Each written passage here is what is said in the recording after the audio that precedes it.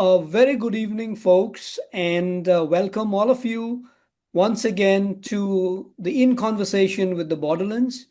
Today, it is almost a historic day, or rather, we are one day behind the historic day because in the neighborhood in Nepal, a lot of things have happened. The way things have evolved in the last 2 days, it looks like it's been a decade of events, and there's so much going on that sometimes it looks like we don't know where we are. Uh, it Sometimes we feel what started was right, what started was against a particular kind of a system that nobody was happy with. But then how things flipped and what we saw yesterday brought us a lot of depression and dejection. People that were supporting the movement on day one were also speaking about the kind of images that we got to see yesterday, the different kinds of videos that were floating around in the social media of houses of ministers being burned, of really targeted, attacks on people, individuals, and also of the political community as such. Those videos really did not go down well, I think, with a lot of people, including the Gen Z that led the protest on the 8th of September. A lot of them were also unhappy. So we really don't know. Right now, we're not saying this is right or that is wrong, but we're just saying that this is how, or these are the things that unfolded in front of our eyes, and we're just looking at it just like that. So to take this discussion about all the events that have been unfolded in Nepal in the last 2 days, we have put together a wonderful panel, I'll say, a panel which is a mix, a young panel of an intentionally young panel of people that are neither really Gen Z or they are not really quote unquote the old Nepal, or let's say, what that's the, I guess, the some of the jargon, some of the wordings that go around: the old Nepal, the new Nepal, the Naya Nepal, and the Purano Nepal, right? So we've put together a group of people here who are who have seen the old Nepal. They've been born in that particular year, from where they've actually seen a lot of different kinds of transition, and they've also seen the Gen Z rise. The panel I have with me are really diverse, and I'm thankful to all of you for joining us. We have an agricultural economist and environmentalist who works with indigenous communities, Mr. Lakshman Gurung. We have Mr. Binayak Sundas, who's a professor in the North Bengal University. Binayak is an expert on strategic affairs, is an expert on defense studies. Binayak also takes a lot of interest on the political, let's say, events in Nepal. And I have been learning a lot from Binayak from the time we've met. It's been about almost I think 2 years since we've known each other. We also have Aditya Thapa, who's another professor at the North Bengal University. Aditya is also a great friend that I have known for some time now. Recently, we traveled together to Bhutan, again, the neighborhood, to really understand our cultural linkages, what is in the neighborhood. And today, when Nepal is burning, I could but not help call Aditya to this panel to share his thoughts on Nepal. From Kathmandu, I had introduced Mr. Lakshman Gurung. We have a very close friend, Pushpa Podal, who is a development practitioner, and she's worked on governance. And I have followed some of her work, so looking forward to really listening to her because she has been in the thick of things, and I know they are all going through a trauma themselves. But it'll be really great to therefore hear from them on what they think is happening around them. Like her, there is Dovan Rai, who at a very short notice agreed to join us. Thank you, ma'am, for joining us. She's a computer scientist, deals with AI, deals with a lot of that stuff, works with body and data, if I'm not mistaken, right now. And she, I think, is a person that we need to really talk about, because the trigger was the ban on the social media, and uh, and then we saw how things really unfolded. We also have another a, a great person of I've been hearing about. We've not met before. The first time we're meeting is Mr. Ram Tiwari, an advocate. Uh, he works on various issues when it comes to, I think, the legal protective mechanisms uh, within Nepal. And we'll get to hear from him. He probably will also like to share a legal perspective on the kind of development that we've seen in the last 2 days in Kathmandu and beyond. And then we have a friend who is associated with the Borderlands, Mr. Akhilesh Tripathi, who's a very senior journalist. He has been associated with several media groups in Nepal. Currently, he's freelancing, independent, and writing for the Borderlands. And we've seen how the Kantipur office was burnt. So I'm sure you'll have a lot to also share with us. Ram Tiwari ji, if you could kindly take us through the last 2 days, are we looking at what is being sort of coined as trying to create a Naya Nepal by destroying the Purano Nepal or the old Nepal? And if that is the case, what we saw on the 8th and what we saw on the 9th were two different really situations. And that has brought us to this kind of gathering, or rather, there've been a lot of gatherings like this, where the one question people are asking is what really happened. Well, thank you for having me, first of all. I'm still thinking on why this happened, and what is going to unfold. But what apparently looks like is that what happened on the 8th and 9th have similar reasons. And the reasons are frustrations. Again, a very centralized political leadership, um, failure in delivery when it comes to people's expectations, even after years of being a federal country. So this is a widespread frustration. One, it was with a generation, and hence, that was why many people showed up on the streets, and the state didn't want to see that happening, wanted to um, counter that with very repressive measures. So we had a very sad number of deaths. It's very often cited in Nepal that this many number of casualties didn't even happen within the 19 days of movement we had in 2007. The second people's movement we had for 19 days, even those uh, those many days didn't have these many casualties, let alone the destruction of physical infrastructures and so on. So it is, I would say, a result of widespread frustration, one with the generation, and then with general public, especially who were looking for lawlessness and trying to carry on that uh, lack of rule of law. But what I find so important, even even in this post incident moment, is we've completely forgotten those who have been killed. So that whole narrative is sidelined, that whole story is sidelined.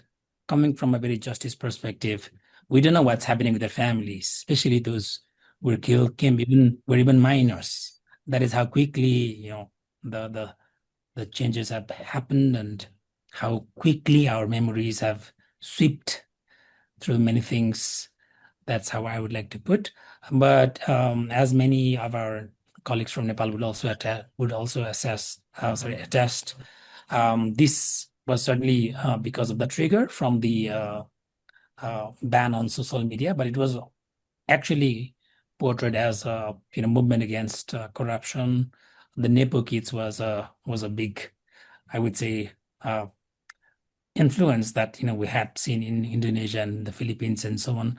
So it had multiple factors, but the consequences were so deep, so long lasting, And very importantly, again, what we are missing in what's is that what is happening to the families of people who were killed. So more Yeah, than 20 and hundreds of people were injured. I would just like to ask you again here. You've just actually brought up something very interesting, and I have been personally thinking about this, that in all of this, the 20 people who were killed and the 500 plus people who are injured, we've suddenly forgotten about them rather, uh, for what happened yesterday. So what really happened yesterday could be, sometimes held responsible, or people that, I mean, the kind of vandalism, the kind of sort of madness that we saw on the streets of Nepal yesterday, that actually could be held accountable for even forgetting what happened on day one, which was very important. And like you've mentioned, the trauma, the families, whatever they're going through, these children, a minor was killed. So, what do you think, if you could just firstly briefly tell us, and we'll come back to this, but what do you think could have gone wrong? And do you think, therefore, this is one reason why day one has been almost forgotten? Well, I still believe that the reasons are comparable, which is that on day one, the state didn't heed people's concerns, and day two, the state wasn't present. So, which shows that the state doesn't work as per people's voice or concerns. So, there were many calls for even the military to step in, especially for the protection of this property, but the military also didn't step in.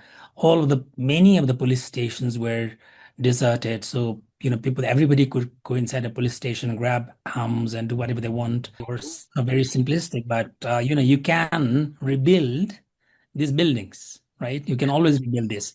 But can we rebuild any single life? We can't.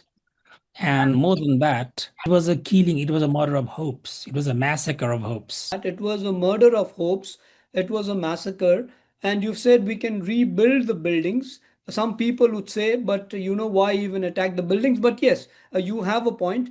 Binayak Sundas, Professor Binayak Sundas, if you are there, if I could come to you from what you've heard from Ram Tiwari ji, he's just mentioned a few things. So, Binayak, from what you've Yes. heard Mr. Ram Tiwari say, that this was a massacre, this was, the destruction of hopes. He said buildings could be rebuilt.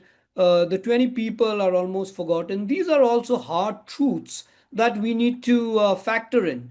While at the same time, I'm again saying that we have to also remember what happened yesterday. For what happened yesterday, I think again takes us back to day one, and why day one is almost erased from our memory, at least for the time being, right? And we are looking at the future almost. So we are looking at a future, and we are looking at yesterday for all the images that we got to saw what happened on the streets of Nepal. You can just tell us on, in terms of your thoughts, looking at it from the outside. First of all, let me just say namaste to all my co-panelists. आशा राख्छु तपाईँहरू सबै सन्चै हुनुहुन्छ होला अनि माफी पनि माग्छु किनभने to speak on such an issue. I'm sorry I went on Nepali for a bit. But I also apologize because for I think, and I speak on behalf of Advitya as well, that for us to speak on this issue without actually being there or having faced what you all have faced might seem a little sort of not unethical, but a little insensitive. I hope you do not take it that way. We are only giving you the perspective that we see as people who follow the politics and the history of Nepal and Nepal in general from the Center for Himalayan Studies. Sir, I think from the outside,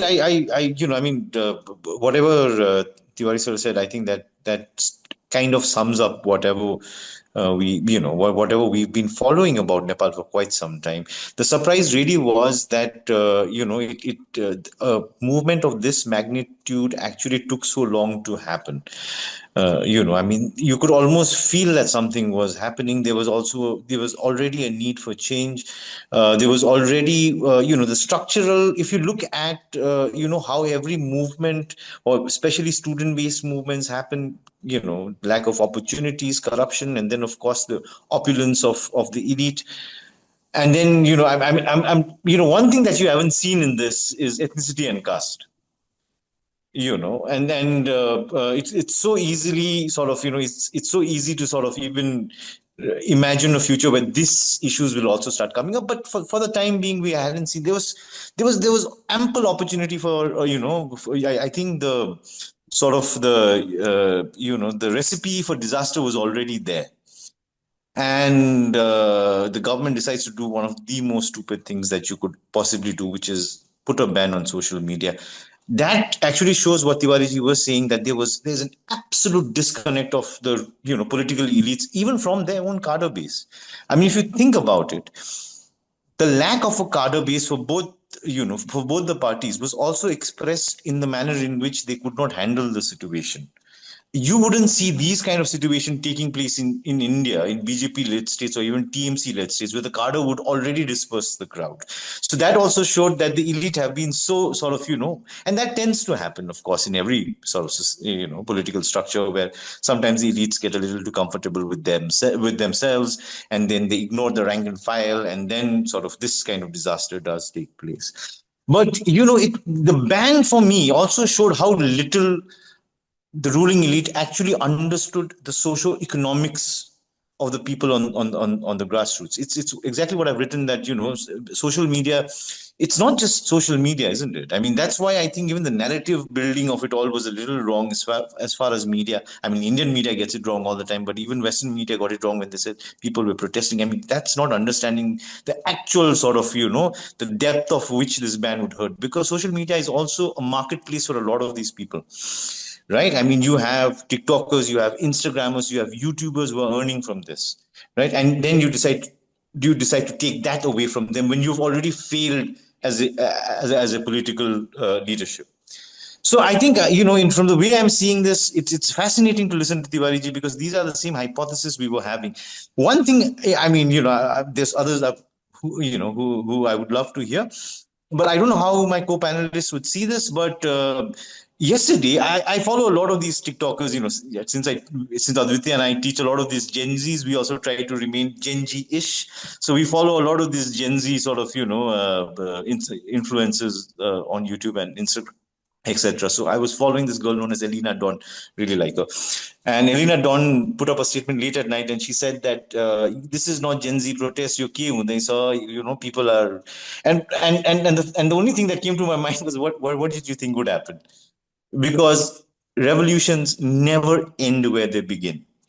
True. I mean, this is where I think Gen Z is getting to learn a little bit of the little sort of the millennial Gen X lessons, that once, leaderless movements are lovely to think about, but then the consequence, the day afters, are really difficult to deal with. Can I, if I could just stop you there and ask you, just because you've mentioned this, do you think somewhere the Gen Z in Nepal were not better prepared? If I could use it, I may sound insensitive, but I am just trying to look at what happened in the other neighborhood, Bangladesh. I am trying to look at what happened in Indonesia. I'm trying to look at what happened in Sri Lanka. Do you think they could have been better prepared for, like you mentioned, the revolution?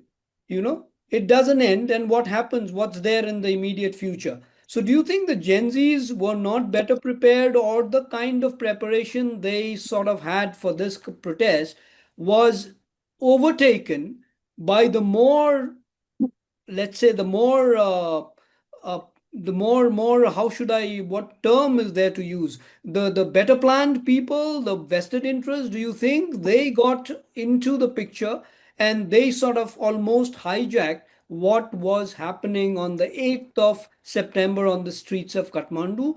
Because we just saw the flip side of that yesterday, and like again I mentioned, there is a contrast. So why do you think, even if, like you've mentioned, political cadres, you've mentioned the lack of understanding of socioeconomics, all that is taken well. But I am talking about the Gen Z themselves. Where did they go wrong? It's a very interesting thing that you should bring this up. It's very interesting that you should bring this up, because of the fact that if the point is well taken. Could they have been well prepared? But if you think about everything else, and I've been follow, but I wouldn't say I've been following social media, but we've been studying the social media of this, of how this entire event was getting represented on Instagram, etc., because that's another fascinating area of study. a lot of those short reels are based on one thing and one thing alone, which is the fact that this is a simultaneous uprising of the Gen Z. पहिला युवा भनिन्थ्यो, we used to call them the युवा. I think the more catchy word for the kids these days is Gen Z, because that tends to sort of stick with people, right? And what gives them the legitimacy among, what gives them the legitimacy is the romance of being people without leaders and people without flags, right? And this The is, romance. I will also, sorry, I will just ask you to park your thoughts here. I will, because that we'll just take that to our other panelists, and please park your thoughts. We'll come back in this. The romance, romance of really going into this kind of a situation, leaderless, rudderless, and then not knowing what to do when we are actually hit by reality. That's when reality bites. Pushpa, you've been in the thick of things. You're also a person who has connections with the media. You write, and today you are again back into the media framework somewhat.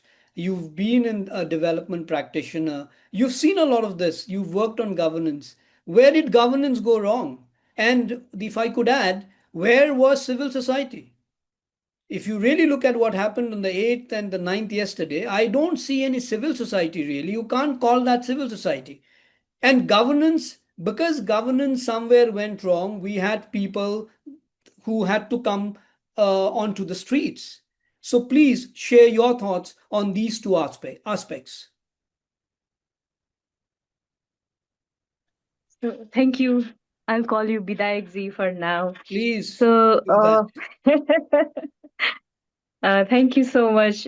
I've been watching this, like folding up, not only the event, the preparation for it, especially on TikTok, because other social media were banned, like Instagram and Facebook, and I didn't use VPN to like connect my social media. I'm a big consumer of social media, and I was on TikTok all the day and was going through all the short videos people, especially Gen Zs, were making, because I have a lot of Gen Z friends, and I try to learn from them very much, especially language and the way they think. And when I was I could observe that there was the word of the like use of the word romance. And it was really interesting to see how they picked up from the previous demonstration. For example, there were videos of this Gen Z circulating, like making about what dance they would do in the protest, or there is the storm called "Get Ready with Me," which influencer use. So there was "Get Ready with Me" to go to my life's first protest. Many of them were really excited, and they pick up some iconic moves from the previous demonstration that happened in Maitigar, and they watch it in the media, like teachers protest were happening and all those things, and they were picking a very like picky moves and things from that, and they were making like that. But what as you said, what I didn't saw was the involvement of civil society as such. In the present context, the definition and the working of civil society has definitely changed. I don't know what kind of change is this. I when I was working, especially close with civil society, there were like a generation of people who were trying to grab up what is happening and how the young people are seeing the civil movements and the things like that. But I could feel that there was kind of disconnection with the a younger generation to actually bring them as civil society, because the definition of civil society, or even I don't think the young people are using the term civil society itself. Like my previous panelists were saying, that there was a different kind of terminologies and things that they were using, like the word organized or organized protest or things like that. I didn't see many people even using the word organize.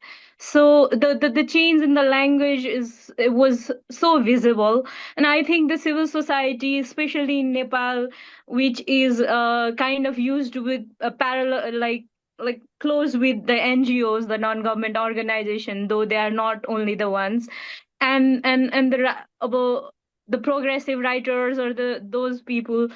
I think this generation of people were trying to grasp what the younger people were thinking, and I think there was a big disconnect between So, them. And in yeah, terms of governance, like in terms of governance also, we from a development perspective, I would definitely look at it from what's the function of government and the things like that.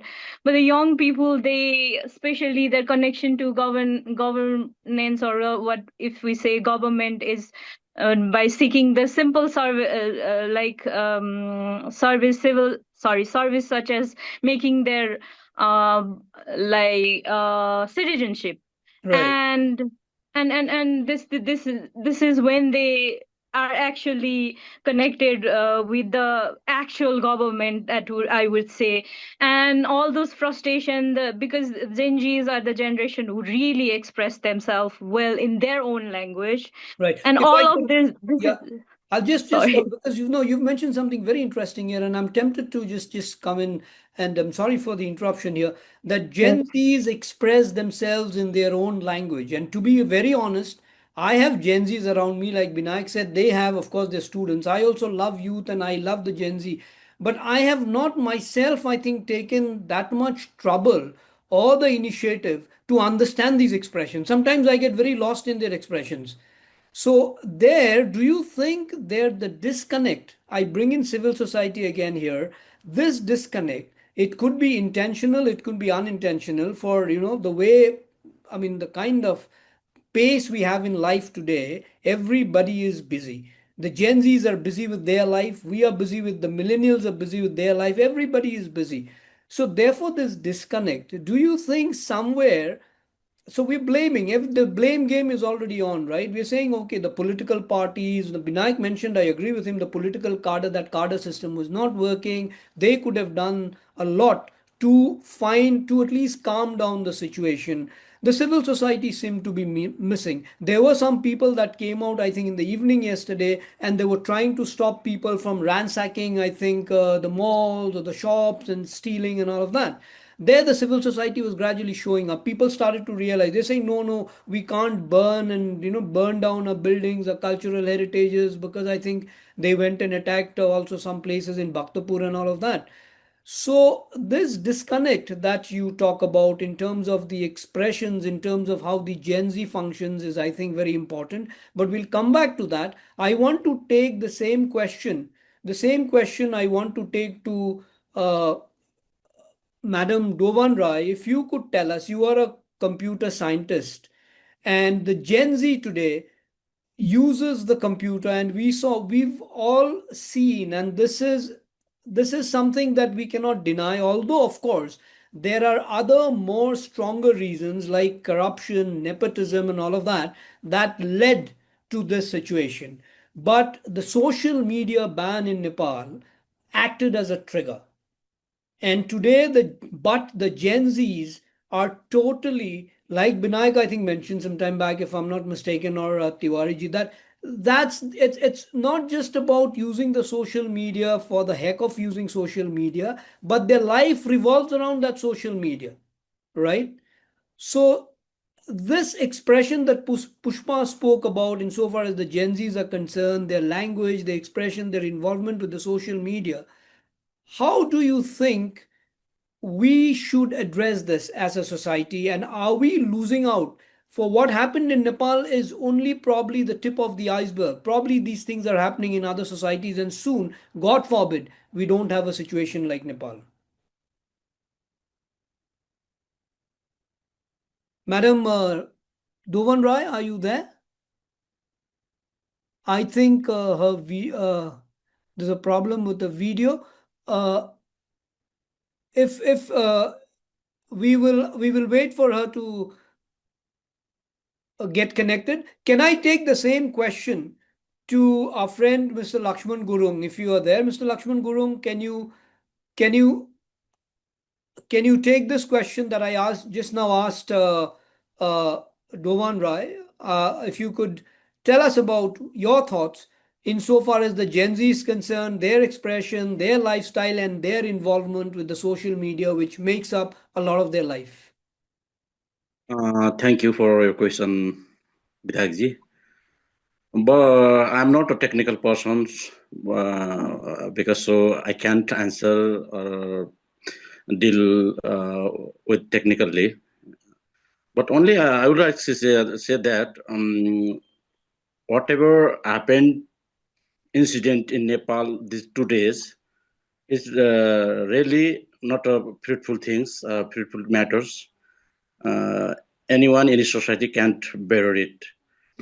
In my perception, the rebellion or movement leading by the Gen Z community or youth community is rooted to structural system, I think, structural crisis. I would like to mention it in 2 ways. One thing is connected to local practice, local political situation, political systems, leaders' behavior, and those things, whatever happening and influencing or affecting to the youth is based on the political nature. One thing. Another things, because of connection with the digital society, I'd like to say digital society of youth, definitely they are receiving many things, learning many things, getting many experiences. These experiences and learning are giving them or providing them or educating them in beyond the borders of own national context. It means they are already connected to old society, global society. Means they have already developed different perspective than old or old trend-based political perception, old trend-based culture, society. This difference definitely youth are motivating or youth have developing or constructing their own perception than the old I mean the old people or old generation. This And is the gap. if I could just ask, sorry, this perception that you talk about here, that the youth are developing their own perception, what are these perceptions? What can you elaborate? What are these perceptions? And do you think the perceptions are very different from the perceptions that the old and let's say people like us really believe in or think or sort of work on? Yes, I was coming to the point, but Right. okay. Please. Perception means perception is connected to economic, social, cultural, personal behavioral, and its interaction with the society. And all those things should drive by the one national standard or national governancing system. Yes. Then one perception is that from the youth side. Then next one is our politics or our political system and our leaders are not going to accept that perceptions, whatever have been developing within the youth community. But why? But why? Yes, yes, I'm coming. I'm coming. That development and perception, because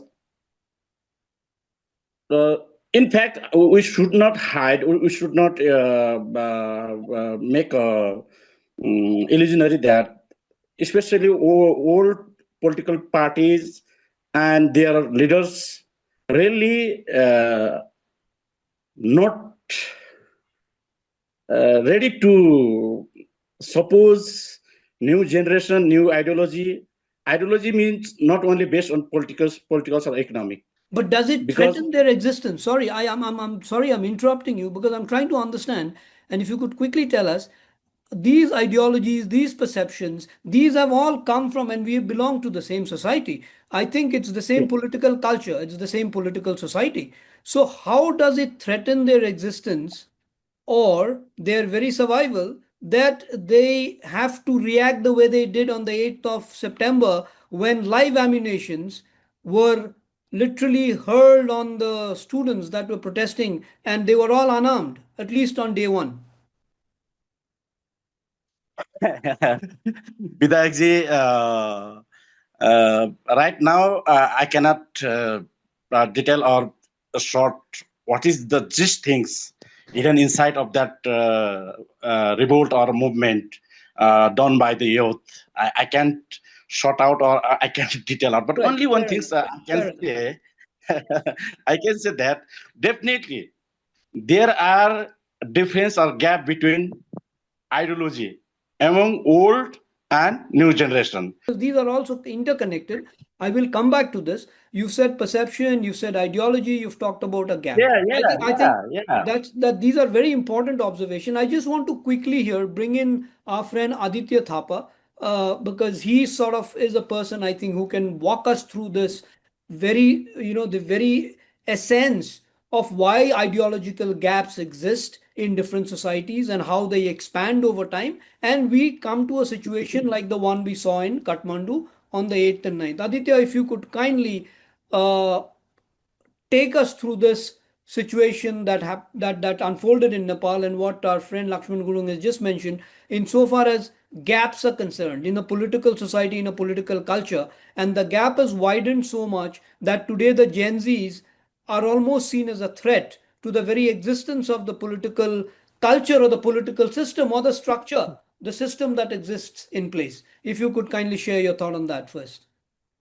Thank you, sir, for the time. And I think these are exceptional times for Nepal. And I was there in Nepal in mid-August this year, and it is really sad to see what has transpired, particularly on the 9th, particularly of the burning of the different institutions of Nepal and the arson and all that. Sir, I think the Nepalese the political class, like I think Lakshmanji has also hinted at that, that there's this huge gap that has existed for some time. If you look at the leadership of Nepal for some time, the Deobas, the Olis, the Pradhan, they've been in power for quite some time now. And if you look at the kind of politics that they were involved in, and it was simply the prime minister's chair was simply a musical chair, that was going around between these three people, I don't know, consciously, unconsciously. Whether that be Congress, whether that be UML or even Maowadi, I think they have not really developed the second rung of leaders, that could, take over from the leadership that exists today. So that one major fault is that even political parties have not given any hint or sign that, there are new, even if not Gen Zs, but millennial leadership, that could replace the existing, political class in Nepal in the future. So I think the Gen Zs, not only Gen Zs, but the general Nepali public is also concerned about, how long these leaders would stay in power, and with all the corruption cases that has come up over the years in Nepal, the different cases that involving different leaders, particularly right at the top. I particularly observing Nepal, even from outside Nepal, we could never see a kind of a hope in the political leadership in Nepal. I think that has been a major, kind of a factor, because even the general public has not really, really seen a ray of hope of the next rung of leaders that would lead Nepal, because the older leaders really didn't build any, second rung leaders who could take that. But sir, if I could, I am just sorry, just sorry to stop you there. But do you, what you mentioned is so important, and I think I just want to build a connect. But do you think this void that you're literally hinting at, do you think this void was somewhere responsible for what really also happened in the last 2 days? Yeah, I think so, because if you look at even the second round Congress leadership like Gagan Thapa and and these groups, even within the UML, if you see the second round leadership, they've really been trained. They've really been under the guidance of Prime Minister Oli and the other leadership, and they are largely, I would say, supporters of Prime Minister Oli all this while. So I think the general public also kind of felt that second round leader बाट पनि केही आशा छैन के माने नेपालमा त्यो leadershipको crisis चाहिँ was quite deep. I feel not only with Oli but also the future leaders that would take responsibility for Nepal. And looking at Nepal from outside, even I felt very sad with what was happening politically in Nepal because situation in Darjeeling is also very similar. And I usually tell that Nepali le चाहिँ राजनीति गर्नु जान्दैन भनेर I usually tell my friends and family. And we can see that quite literally in Nepal, in Darjeeling, in Sikkim, where we have a Nepali political class, usually, just destroying every other opportunity that they could have to build their society, their nations. And I think Nepal is quite sad. It's a beautiful country, it has great potential. And we're very close to Nepal family members living there even now. Yeah, and it's really sad what happened in Nepal yesterday and the day before yesterday. So yeah. No, I was just going to ask you, from what all that you're saying, there is this sense of alienation amongst the Gen Z, this sense of alienation. Because if you talk about nepotism, if you talk about corruption, and I've seen videos and memes and all of this of how children of the ruling elite and the rich are enjoying lavish lifestyles elsewhere, all these have built up. So this sense of alienation is also part of the political culture. Right. And I think if you look at the number of Nepalese leaving Nepal, particularly every day, I believe, I don't have the numbers now, but this about 40% of the Nepalese youth, have left Nepal, and that is one sign where we can understand that they feel politically alienated. They don't see an opportunity, even politically, economically, to stay in Nepal, and that has also led to a lot of out migration in Nepal. So that, in a way, can be seen, as a way of political alienation that has remained in Nepal for some time. Dhawan Rai has just come back. We had lost you in that you're a computer scientist. And again, the glitch, you see, we all understand all of this.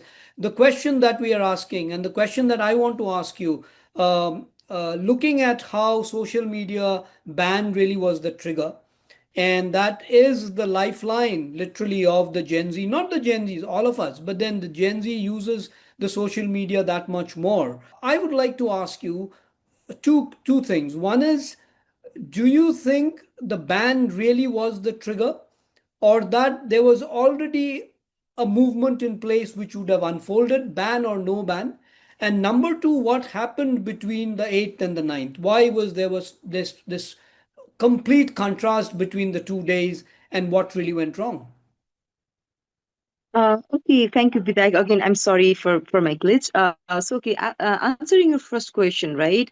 So was that a trigger, or was there something existing, right? And actually, yes, there was already this sense of frustration, hopelessness, and alienation, and especially the Gen Z people who are in their early 20s, because they see a lot of their, friends going abroad, and the people who are here, who are back in Nepal, they feel kind of left over. Either they are kind of trying to migrate for work or studies, or they feel kind of a little, left behind. So there's this sense of kind of helplessness was already there. And then, of course, all the dissatisfaction towards the rampant corruption and dysfunction of our political system. And also the new political parties and new political opportunists, they definitely kind of sensationalized the current crisis, right, in a very apolitical, sensationalized way, so that they could kind of trigger, the people. So I think they were already in a very triggered place, and I think they are also part of this global Gen Z community, right, who are feeling this kind of this dread and helplessness and all the economic uncertainties, environmental. I think that underlying angst is already there. And of course, the social media ban was the additional trigger because they feel like the government is not giving them anything. They are not delivering anything, and whatever they kind of created on their own, right? The government is taking away. So the anger that is very like a it is very understandable. So that is the thing, right? And you to answer your other question, the eighth and the ninth, the first and second day. Again, I'm also speculating like most of the people, right? So I am not like because I'm in my early 40s, so I don't know the actually what's going in the social media communications happening in the Gen Z community. But whatever information I have gathered and speculated the development, like it is very shocking. Like our other panelists mentioned before, like in Nepal, we have been through a lot of movements, and we know that because everything is the temperature of the whole world is like amping up, right, with all the geopolitical changes, AI and uncertainty and everything. But even so, right, even factoring that, this kind of escalation is so unprecedented, even if you factor out all the additional things. One is the way the Nepali security system acted on the first day, that very the kind of cruelty and the carnage and the senseless killing. It doesn't make sense, right? So it really kind of everything, we were like really shocked and stunned, the first day. And I think the government kind of delayed in kind of like de-escalating the situation, even though the minister Do you resigned. think, But sorry, the government delayed, or the government was so arrogant that they thought that no, because Mr. Oli did not resign the first day and he said infiltrators had got into the protest? right, yeah. Again, yeah, it was the I don't know, this unsurmountable arrogance of Oli, and the kind of tone, this tone deafness, and some kind of this living in this kind of alternate reality, right? They don't even see what is happening. So it was all that. And the resignation of the PM came very late, right? The next day, and I think that even though it started as the Gen Z movement, but then a lot of other, opportunist forces, including monarchies, and also like Hindutva elements, and all this kind of like infiltration definitely did happen, which does not condone the police brutality. But I think that in the second day, it looks like more than the Gen Z themselves, it was a lot of these other external forces, right? But the Gen Z, sorry, And just in, I mean, I don't want to stop you, but the Gen Zs were also around. So we must also be aware of the fact that the Gen Zs who started the protest on the 8th, they continued to be there on the streets on the 9th. They cannot be also absolved of their responsibility for what happened on the 9th. No matter, infiltrators must have gotten in. There were vested interests. They tried to make use of the situation. But then, somebody yesterday in a panel mentioned this word, and I really liked it, that there was method in the madness, that there were yes, targeted attacks on people. So on yes, the 9th, which was yesterday, I think what we really saw was not what we were expecting. After the 8th of people, everybody sympathized. I mean, there were tears in my eyes when I was reading a story written by Akhilesh about the whole situation on the 8th. And minutes after that, when I started to get calls from my friends in Nepal and going through the social media and seeing these things happen, where whatever these are seasoned politicians. I'm not saying if there are, I mean, you may have, corruption is there in every society. There's political culture, there's violence in Nepal, in Nepal's political culture, and it is nothing new. We've had it since the time of the Rajas. There's been political violence and through and through. So this is nothing new. But then to the scale that things were taken yesterday, I think was unprecedented for a lot of people that are still supporting the movement, supporting the Gen Zs. Would you agree with me? Yes, and to add to that, right, as you rightly mentioned, our political culture, and in a lot our political discourse and the political rhetoric that has been hijacked by a lot of violent imaginations. and not only the major political parties, but also the new political parties. And the mayor of Kathmandu, he had openly kind of threatened to burn the Singha Darbar, right? And also Oh, did the he? new like Okay. political part. Yes, yes, yeah. He had threatened that a year back. He had put this like a Facebook status, right? Oh, why did you stop my vehicle that was carrying my pregnant wife? I'm going to burn Singha Darbar, right? That is the center of Nepali government. So, this kind of violent rhetoric has been very normalized. And also the new political parties like Rashtropa, they also use like, oh, this media, they should be targeted, these political parties. So the political discourse has been very apolitical, and it has been kind of like hijacked by a lot of like a violent imagination and rhetoric. So it has been very normalized. So I agree that just the regular people, Genji and other people, they have actually, because the before the violence happened in the real, the violence happens in the collective imagination, right? So there was always this kind of like imagination of going and beating up the politicians and the journalists and all that. So that was already there. But then, as you said, there was this method in the madness, and given how precise, the amount of precision there was. So it gives us this space to think that there is some kind of infiltration, and we have yet to see whether it is just infiltration or some kind of orchestration itself, right? Again, I'm not somebody who has connection with those sources, but even as a like regular citizen, when you look at like Nepal's history, and as I said, even factoring for all the new ways in the past 4 5 years the world had changed, even factoring for all that, the kind of violence we saw, that it seems very there's a lot of fear and suspicion around some kind of orchestration.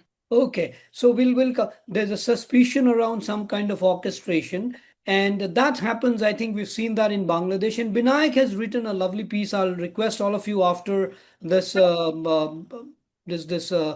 panel discussion is over. Request all of you to read the Borderlands' main story on top, written by Binayak Sundas, which really tells us about this orchestration and what happens after that. We'll come to that, but quickly to just also get a word in from Akhilesh, who's written about it for us. And Akhilesh has seen a lot of movements in Nepal, being a citizen from Nepal and lived in Kathmandu and a journalist at that. Akhilesh, we've seen the Kantipur office burning. That was really hard burning for me, being a journalist. Still am a journalist. Once a journalist, always a journalist, although I don't do mainstream journalism anymore. But seeing the Kantipur office really being burnt was not the best of images that I really wanted to see amongst all the other images. I don't know what you really get by burning a media office. The media is there to report for you. There are good and the bad media today. There are all kinds of media, but you don't go and burn a media house like that to let vent to your anger. That is one. And how would you sum up the situation on the 8th, 9th, and also the army's role throughout these 2 days? And now that the army has really come out and have taken control of the situation, what is your take? Please, if you could kindly tell us briefly, and then we will just do another round of this discussion. Thank you. Thank you, Vidakji, for inviting me to this panel discussion. Your first question was regarding the arson at Kantipur Media House, especially Kantipur Television. Well, Kantipur has been like one of the major media houses, the leading media houses in Nepal. It is one of the leading media houses in Nepal, and it is also like one of the most watched television, one of the most read news. They have the one of the most read newspapers. But over the years, Kantipur had developed an image of supporting the current system, the current politicians. And which was being very unpopular among the general public. So Kantipur had a stance when there were like demands questioning federalism, Kantipur and Kathmandu Post came up with editorial headline, don't even think about that. I mean, But do in you a think the democracy, answer to you that can is think to about burn? anything. And questioning The answer to that is to burn their no, offices? no, no.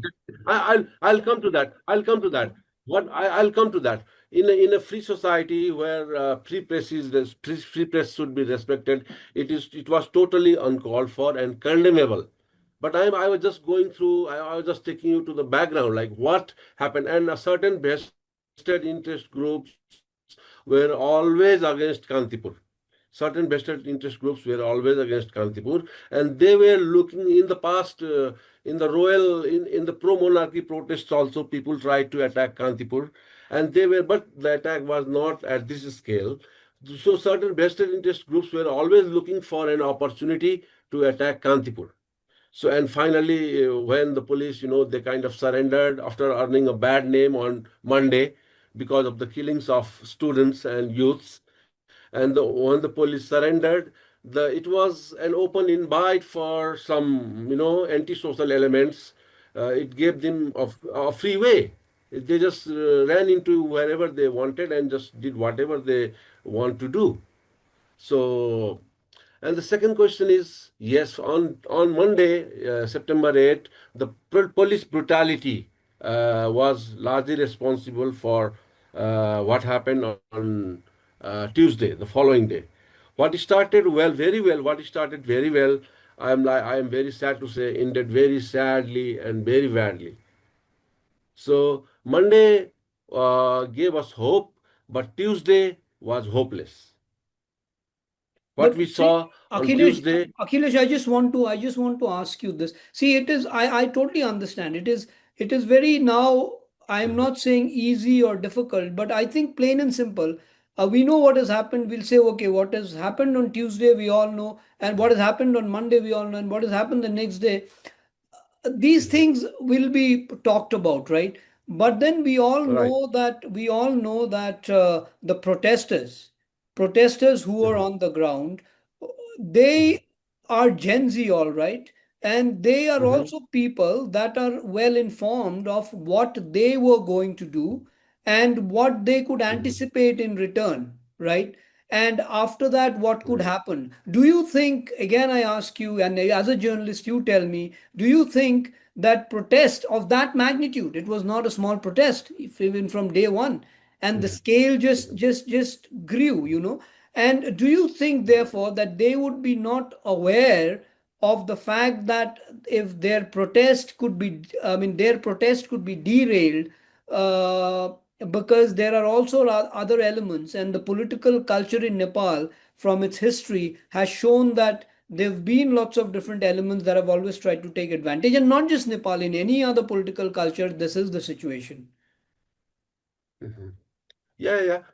The thing is, the Gen Z planned their protests very peacefully, and they did not have any idea that certain elements could take advantage of the situation. I don't think they were aware of like what unfolded in front of our eyes on Tuesday. But yes, the protest, I was there at Maitigar when the protest started. I was there at around noon. And so the demonstration was very peaceful. Suddenly they started marching towards Baneswar. And surprisingly, the administration, in my opinion, took them very lightly, took the protest very lightly. Even the Prime Minister on the eve of the protest was saying, "केटा भुरा भुरीलाई कानुन त थाहा होला नि." The prime minister made this statement. He was so, I mean, like the prime minister who is known for lampooning others, lampooning his opposition or the opposition, anyone he doesn't like. He even underestimated the administration, also underestimated the protest. No Akhilesh, barricades sorry, were placed. I'll just stop you there. We understand these things we've seen, but I mean, we'll just come back to this. I would like to ask you this one question here, and sorry for stopping you because we have to also keep a tab on the time. I just want to ask you this question and quickly take it over to Ramji also to please fill in on this question, the question that I'm asking Akhilesh, and I will take it round to the toss it around to the others, but probably we'll have a different context to how we see how this the depending on the answers that we get from Akhilesh and Ramji is, you mentioned, Akhilesh, that the Gen Zs were not aware of people that could infiltrate. You mentioned this, that the Gen Zs were really not. I mean, therefore, what you're saying and the impression I get is that you can't blame them. Nobody is blaming them. But what we are saying is the Gen Z protest went in onto the street and tried to take on the government, tried to take on the system. They tried to take on the system and against issues, very serious issues such as corruption, nepotism, and all of that, right? We believe from what we've seen that the movement was leaderless. So today, when the military chief or let's say the governor is inviting people for dialogue, they're looking for representatives. The Gen Zs don't seem to have a representative. So whose names are being floated around? Balen Shah, Balendra Shah, the mayor, and the others. I mean, Ravi Lamchan's name is also there, and some others that I really don't, I'm not too familiar with. But therefore, do you think that the Gen Z movement was really leaderless? And if it is leaderless, then where is it heading and where was it heading in the first place? Yeah, it was a leaderless movement because there were no, but there were a few people were named coordinators of the movement. But in effect, yes, there was no particular leader leading the movement. And I want to take the same question to Ramji like I've asked. And just to add here, if the situation was a leaderless situation, Ramji, on the ground, do you think it is so easy for the Gen Z or for any movement for that matter? And I am looking at movements starting from the People's Power in the Philippines in the 80s, which actually was formed, according to me, Binay could agree, perhaps the most successful People's Power movement, which took out Ferdinand Marcos from his power, right? I've not seen that kind of a People's Power movement, at least in the region or globally also, I guess. So, do you think it was really a leaderless movement? There were no handlers. I mean, I'm saying handlers in a positive sense, as in people that were really organizing them so that they could gather somewhere and they did not suddenly go to the parliament. I'm sure there was a plan.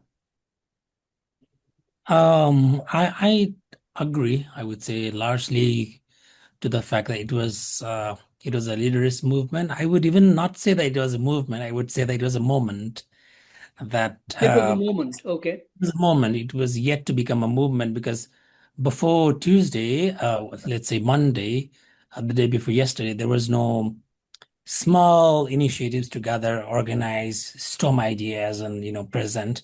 That wasn't happening. It was mostly based on the very immediate needs.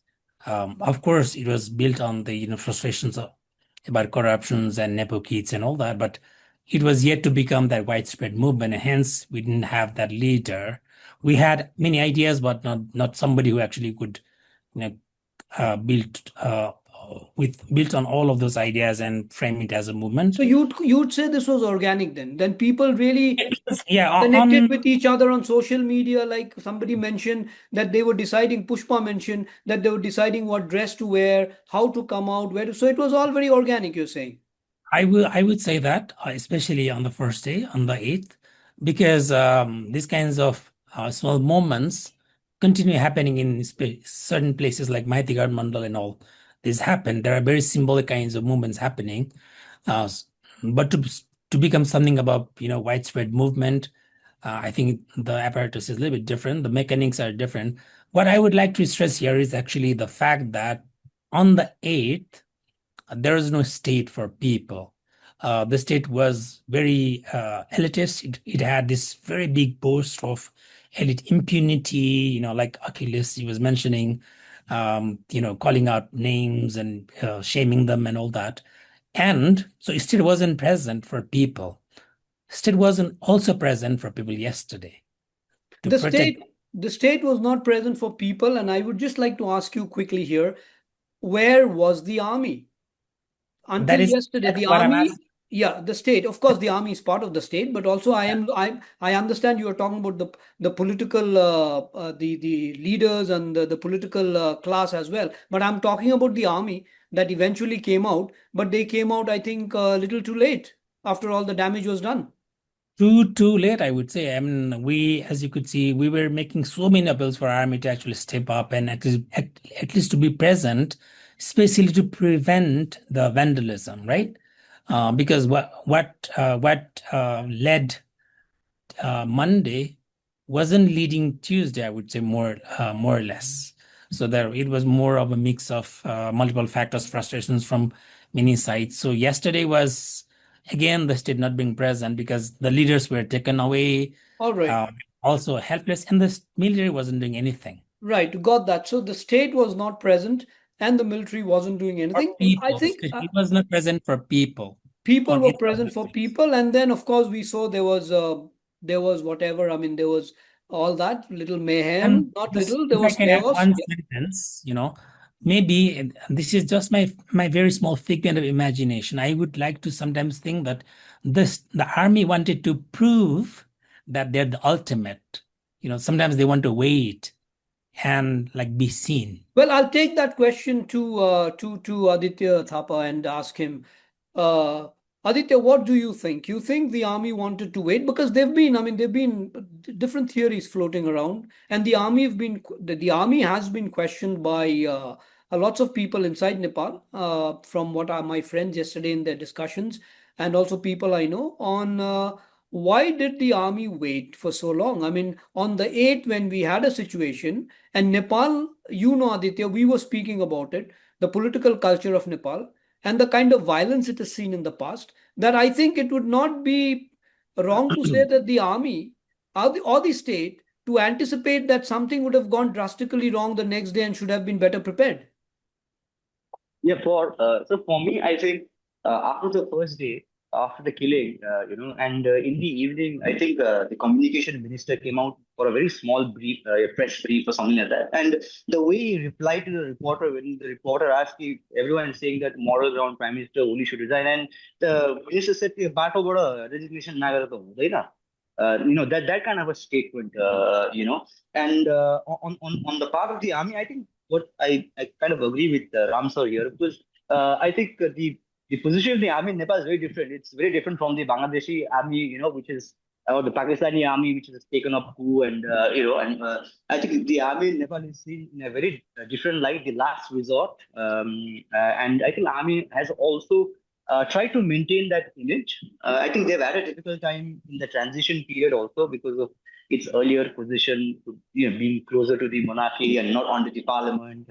So they've had to go through all these transitions, and I think this time, I think the army thought that it is better to wait and see. Though I think that was a blunder on part of the army, because I think the constitutional processes also didn't work in Nepal. The prime minister resigned. I Absolutely. don't know I why. think that's sorry, but I Yeah. think Aditya makes a very important point, a very, very important point that we've not heard of till now. I think the others would it'd be good for us to introspect that the constitution process did not work. There've been so Yeah, much after talk the about the constitution in Nepal, the constitution making process. We have spent so much money, effort. I have been there in 2 elections. I've been there after that, observing the making of the constitution. And here we see that the constitution process actually did not work. Please go ahead, Aditya. Yes, I was also quite shocked in the sense after the prime minister resigned midday. I thought the president would take over, bring about, talk with the army or the police. I don't know. I've heard nothing coming out from the police chief. A small brief statement, press statement. But I was, kind of shocked as to. I thought Nepal was on a free fall yesterday afternoon. It In a was free fall. yeah, it was just in a free fall, and that was shocking to see. And the constitution, because the politicians been talking about the new constitution for a very long time, and believe they were able to come up with one after a very long discussion and two constituent assembly elections. But when it was needed, I think the constitution really failed for Nepal when it came to who would be Right. who would be taking charge in Nepal after Prime Minister resigned. True. The chaos and all that. True. I found that constitution, it's not only the failure of prime minister only of the army. I think the constitution in that way has also failed to help the Right. Nepalese particularly yesterday. Pushpa, would you agree? Nepal was on a free fall yesterday, and your constitution did not work. The amount of time you would have also spent in your governance work on the Constitution. So what are we, if we look ahead, what does the future look like? So, I don't know. I was briefly on Discord that is happening with so many people like watching and having discussions. It feels like where is the future? But one thing I would say, a little bit going out of your question, what I can say is the conversation about leadership in Nepal, especially. The Gen Zs who were really frustrated with leadership, and that kind of leadership that has been built after the fall of Rana regime, and then the series of political and other incidents that followed. We can say that we really, as you also mentioned, the type of leadership or the leadership we have been believing on, that was really a kind of frustration that led to this Genji's organ kind of like going for a protest and all. But I can also see that the leadership culture is not, it comes from a kind of culture and a deep history, and I think that has been transferred here. While I know after any of this kind of political events that there is definitely going to be vacuum and all, but when I hear There's already when a I hear, vacuum. There is already a yeah, vacuum. We don't have yeah, a, there's yeah. already a vacuum, and the thing I'm like listening on the discussion among the Gen Zs is like we really fail to like transfer the culture of leadership to the new generation as well. We as a generation have felt the generation like before us have felt, and we actually went on to, like many of us, or the new generation went on the protest, I think, because of leadership and questioning them. And I think this young people also have not seen or thought about what the leadership looks like, and it is clearly evident in the conversation they are having right now. And we can give them benefit of doubt of like A's or the something like that. And I also wanted to talk about the ideologies. So I have many Gen Z friends who are really smart, really going on to studies and holding the ideologies. By ideology, I don't only mean the political ideology and things like that. They've read a lot. They've been all thinking about a lot. But when it comes to like where we stand in all these ideologies and different thing in our country, in the context of Nepal, they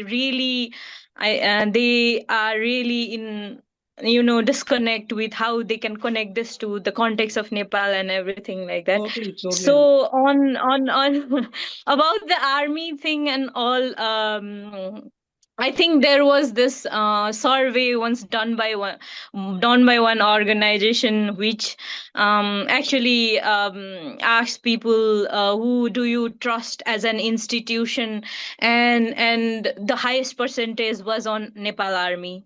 So it is Nepal Army, but how Nepal Army plays out is a different game that I don't Well, want to but discuss here, of here. course, But I can yeah. see the faith on Nepal Army, which I think this leadership and the old leadership, what we call the old leadership, I think they are really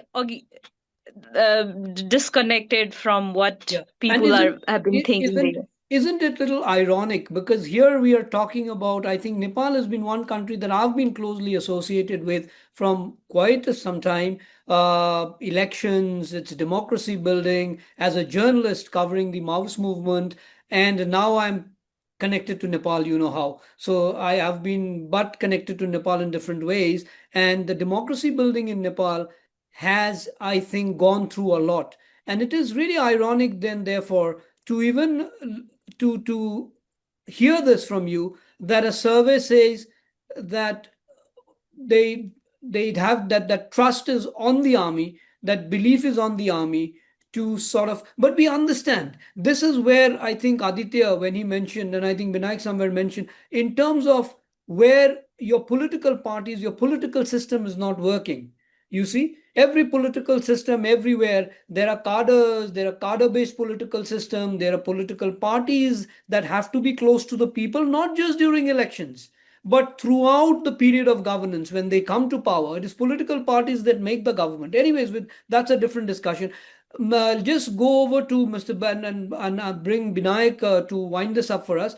Binayak, if you could sort of wrap this up for us from whatever we have heard until now, and from what actually you have written. This is very interesting in terms of how you've mentioned uh, France. Yeah, you've mentioned contemporary times, Bangladesh and Sri Lanka, right? And we're coming back to this question of leaderless, let's call it a moment. Moments then become movements, right? It always starts off from a moment and they become movements, and there's nothing wrong. We should have movements, I think, movements that actually want justice, movement that actually are asking for the government to deliver on the promises that they have made. I think there's nothing wrong with that. But Binayak, to ask you this, that if we have a moment or a movement like this where there are no leaders, do you think a Balendra Shah is an alternative, or do you think it is too early to talk about that in Nepal now, and that the army is going to stay for some time? And if I could just also, a little addition to that is, what are your thoughts on the role of the army so far?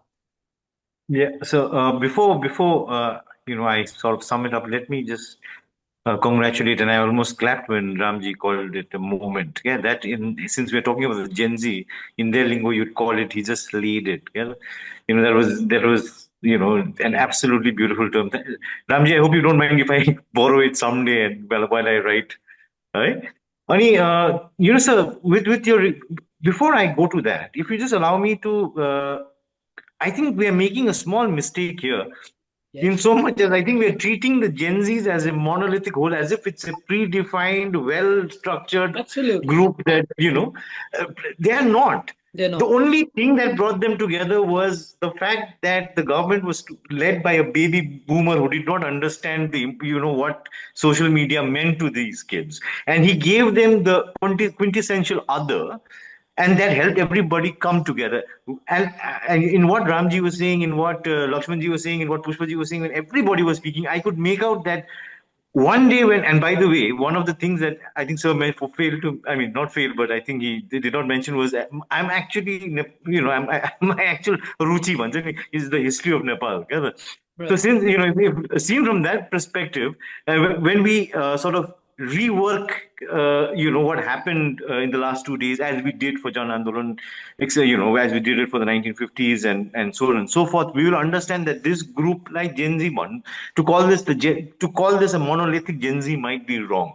And that also explains what might happen next, right? Because let's remember, caste, ethnicity, religion, etc. They are still very, very real things, right? You asked me, is Balincha the future? Why Balincha? Why not Halka Sangpan?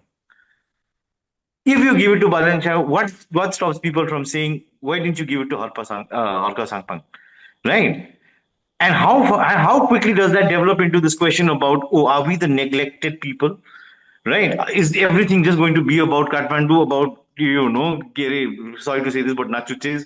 Right? What about Limbu? What about then the question about then you start opening the Pandora's box. So these are the things that I'm thinking we're going to deal with.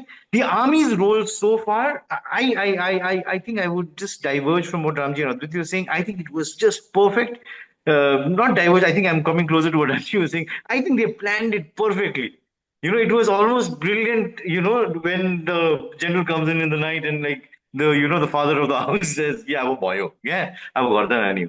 So I think the army's role is going to be crucial, which is now the discussion, right? Because remember, or if I could just, sorry, I'm again tempted to just stop you there and ask you this question: is, do you think the army somewhere did not want to present itself as the protector of the corrupt? Yes.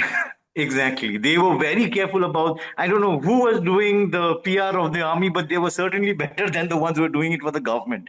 Because remember, we don't talk about this, but the Gen Z and to use the word that they legit won the information warfare.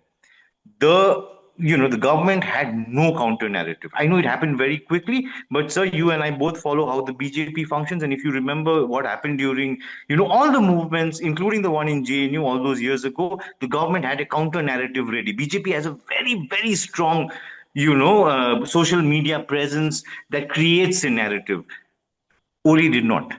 He had no, and that again goes back to the structure of the party itself, right? They have alienated. Who's going to do the narrative building for them? The cadres are on the streets, right? So I think the information warfare was absolutely won by the Gen Z, I think, but now the army slowly is taking away because, of course, like Ramji was saying, like everybody is saying, right? And what we are understanding is that this is not an organized whole, right? And there is, as Gandhi would put it, a limit to the stamina of the mob. Now they are all going back home. Now the final organized structure, which is the army, is coming back. What happens in the next few days is going to be fascinating from a Nepali historical point of view. I think, gentlemen, you are there on the ground. I mean, it would be lovely to hear more from you all. But I'm sure you will agree with me if I throw in three things. One, I think the two parties who had the only cadre-based support is now, for the foreseeable future, put on the back foot. It's very difficult for people like Balin and Harka Sangpang to come out because remember they are more personality-based than cadre-based organizations. Right? I don't see them replacing anybody. Which then leaves us. Paras seems to be making a few statements here and there. Does Ganendra have is third time lucky becoming the king for the third time? I'm sure he is already dreaming of it.